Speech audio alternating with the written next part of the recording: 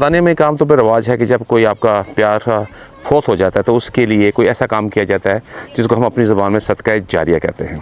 उससे मुराद है कि ऐसा काम जिससे वहाँ जो लोग रहते हैं उनको ज़िंदगी में कुछ आसानी आए।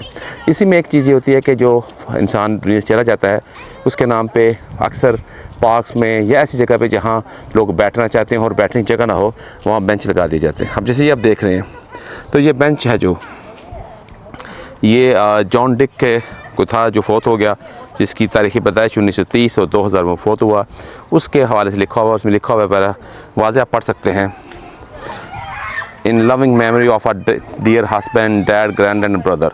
तो इसकी भरपूर फैमिली थी।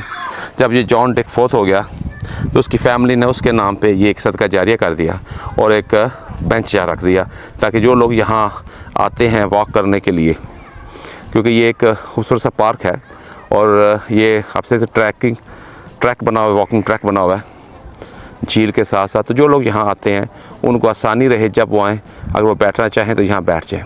तो ये एक इनका कंसेप्ट है। जैसे वो बच्ची बेंच पे बैठने जा रहे हैं, देख रहे हैं, तो वो भी बेंच किसी के नाम को डेडिकेट किया गया है। तो इस तरह का ये एक ज़बरदस्त यहाँ का कल्चर है जो कि मैं समझता हूँ कि बहुत ही अच्छा है। देखा जाए कि इससे लोगों की ज़िंदगी में आसानी आती है।